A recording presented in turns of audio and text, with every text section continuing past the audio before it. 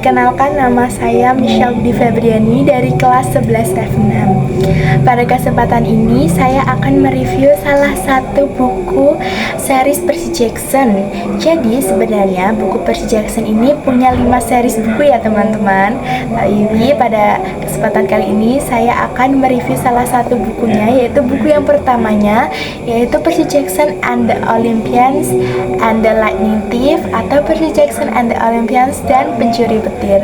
Jadi buku Percy Jackson ini ditulis oleh Rick Riordan dan diterbitkan pada tahun 2005 dengan jumlah halaman 377 halaman dengan genre fantasi dan petualangan. Pada review kali ini saya akan memiliki 3 segmen, yaitu sinopsis, ulasan menurut saya, dan kelebihan dan kekurangan dari buku ini. Yang pertama kita masuk ke sinopsis cerita. Nah, buku Percy Jackson and the Olympian the Lightning Thief ini menceritakan tentang seorang anak berusia 12 tahun yang bernama Percy Jackson. Nah, Percy Jackson ini mengalami penyakit ADHD dan disleksia yang membuat dia merasa bahwa hidupnya tidak pernah berjalan dengan normal, selalu dipenuhi dengan hal-hal yang misterius dan berbahaya. Hal tersebut membuat ia sering sekali dikeluarkan dari sekolah tempat ia belajar karena ia dianggap sebagai murid yang problematik.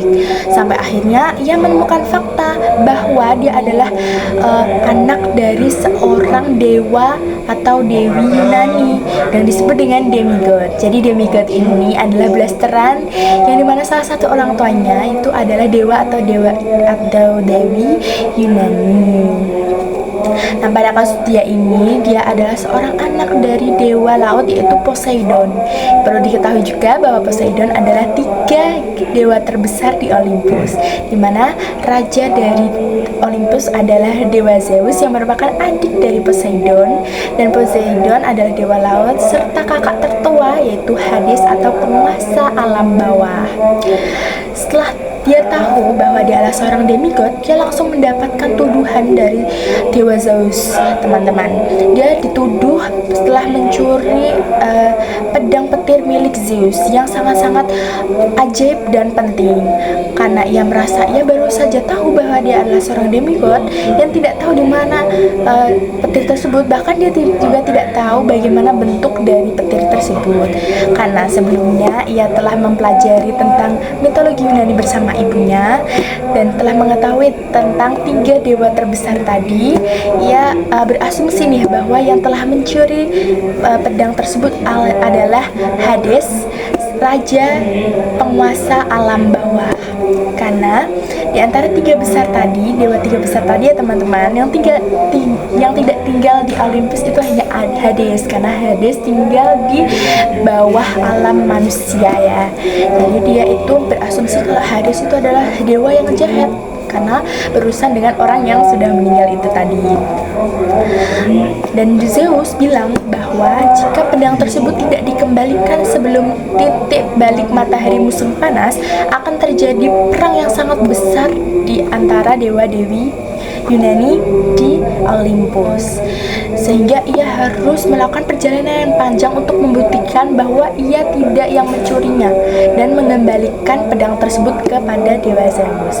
Namun dalam perjalanan tadi ia tentunya tidak sendiri ya, tapi dia ditemani oleh 2 sahabatnya, yaitu Anabaches, anak dari Dewi Athena, dewi yang sangat cerdas dan bijaksana, serta Grover Underwood, seorang satyr yang sangat kocak dan setia. Jadi satyr itu adalah penjaga demigod ya guys. Ia mengelilingi dunia, mengelilingi Amerika dan benuanya, sampai-sampai ia harus bertemu dengan Medusa dan menghadapi Medusa, bertemu dengan Ares si dewa perang, dan menyelonong masuk ke dalam dunia bawah manusia. Sampai di dunia bawah, Hades mengetahui bahwa 3 anak tadi membawa helm kegelapan dia yang hilang. Jadi di sini yang hilang tuh 2 barang pedang ajaib ya guys. Yang pertama ada pedang petir milik Zeus dan helm kegelapan milik Hades. Jadi Hades taunya ya mereka datang untuk mengembalikan helm tersebut, padahal nyatanya di situ Persi datang untuk mencari pedang petir tersebut. Nah, jadi mereka tuh kayak tuduh-tuduhan gitu guys, karena Hades juga ternyata menuduh Persi yang telah mencuri helm kegelapannya tersebut. Sampai akhirnya Percy Jackson mengetahui bahwa yang mencuri pedang dan helm tersebut adalah sangat plot twist ya guys, karena yang mencuri adalah dewa perang yaitu Ares, yang setelah menjadi teman dari Percy Jackson itu sendiri. Dan akhirnya Percy dan Ares tadi bertempur karena masalah tersebut. Kita masuk ke segmen yang kedua, yaitu ulasan pribadi. Jadi menurut saya ya, alur dari buku ini itu sangat-sangat gak ngebosenin ya, walaupun terlihat tebal tapi gak ngebosenin. Di setiap babnya tuh ada selalu ada konflik yang membuat kita selalu penasaran. Dan si penulis Rick Riordan menulis buku ini dengan santai, ada humornya tapi juga ada seriusnya dan penuh dengan sarkasme anak muda. Jadi saya sebagai Gen Z yang membaca buku ini sangat-sangat terhibur, dan plot twist yang dikasih tuh banyak banget ya, jadi nggak gampang ngebosenin bagi kita.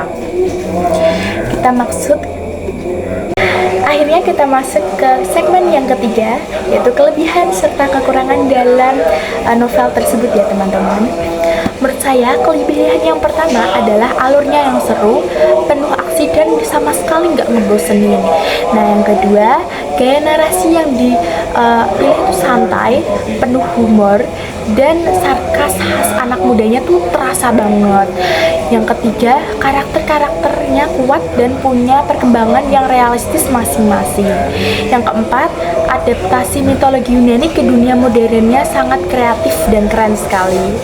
Nah, untuk kekurangannya, yang pertama, beberapa plot twist dalam novel itu agak predictionable ya, atau agak ketebak gitu, terutama buat kita yang sudah familiar sama mitologi Yunani.